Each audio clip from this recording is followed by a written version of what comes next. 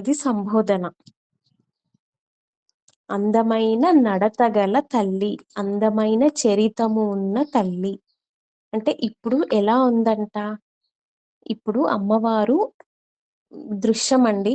ఇప్పుడు అమ్మవారు మణిద్వీపంలో ఉద్యానవనంలో విహరిస్తూ ఉన్నప్పుడు, అప్పుడు అమ్మ యొక్క వెనకాల హంసలు తిరుగుతూ ఉంటాయంట. ఇది దృశ్యం మనకి. అదేమిటో చూద్దాం. పదన్యాస క్రీడా పరిచయమివారబ్ధు మనసః. ఇదంతా ఒక ఆటలాగా జరుగుతుందన్నమాట ఆ మణిద్వీపంలో. అమ్మ మణిద్వీపంలో ఉద్యానవనంలో ఉంది అమ్మ.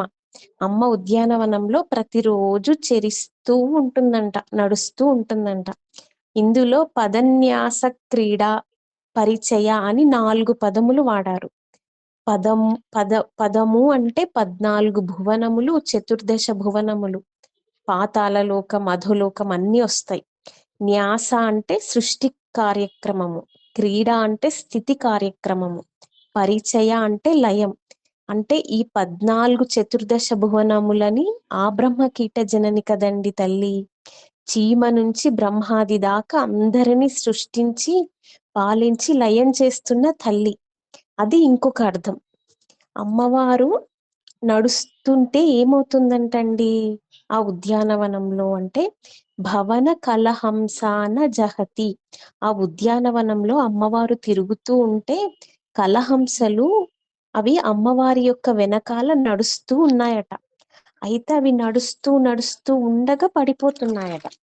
ఎందుకంటే అమ్మ నడక అంత అద్భుతంగా ఉంది. అంత అద్భుతంగా వీళ్ళు కూడా, హంసలు కూడా నడవాలని అభ్యాసం చేస్తున్నారన్నమాట. పడుతున్నారు లేస్తున్నారు, పడుతున్నారు లేస్తున్నారు ఈ హంసలు. అయినా కూడా వదలటం లేదంట.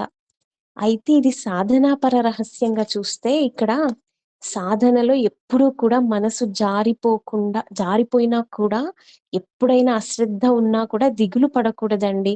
మళ్ళీ తిరిగి లేస్తూ ఉండాలి. మనకి మనమే సర్ది చెప్పుకోవాలి. రబ్బరు బంతిలాగా ఉండాలి, మట్టి ముద్దలాగా కాకూడదు. మట్టి ముద్ద చూడండి, ఒక చోట వేస్తే అలా పడి పడి ఉంటుంది. కష్టాలైనా సరే, బాధలైనా సరే మళ్ళీ లేవాలి.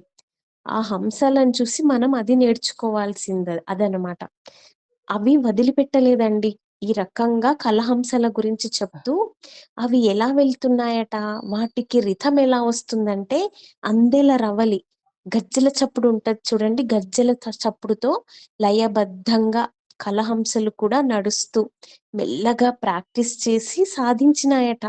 అది చెప్తున్నారనమాట. ఇప్పుడు హంసలంటే ఎవరు అండి? మీకు ఒకసారి చెప్పిన నీరక్షీర న్యాయము అని చెబుతున్నారు. హంస ఏం చేస్తుందంటే పాలని నీటిని వేరు చేయగల సామర్థ్యం ఉంటుంది. అంటే సత్ పదార్థం అసత్ పదార్థంను వేరు చేసి చూసే శక్తి ఉన్న వాళ్ళను హంసలు అంటారు. అందుకే రామకృష్ణ పరమహంస, పరమహంస యోగానంద అంటారు. వారందరూ కూడా అమ్మ యొక్క భవనంలో, మణిద్వీపంలో ఉన్న భవనంలో చెరిస్తూ ఉంటారంట. అది ఇందులో ఉన్న అంతరార్థం. ఇప్పుడు లలితా సహస్రనామ పరంగా చూస్తే మరాలి మందగమన మహాలావణ్య సేవదిహి అంటున్నారు. మరాలి అంటే ఆడు హంస. హంస నడకలు అమ్మవారిని చూసి నేర్చుకున్నాయి, కానీ అమ్మవారు హంసలను చూసి నేర్చుకోలేదండి. అది ఇందులో ఉన్న కిటుకు. అలాగే పుష్పములకు కూడా సువాసన ముందు లేదంటండి.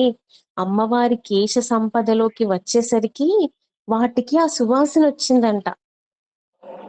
కవులు ఏం చెప్తారంటే హంస నడకలతో పోలుస్తున్నారు, కానీ ఆ హంస నడకకి మూలం కూడా అమ్మవారి యొక్క నడత, చరిత అని చెప్తున్నారు ఈ శ్లోకంలో. ఇదండి శ్లోకం భావము.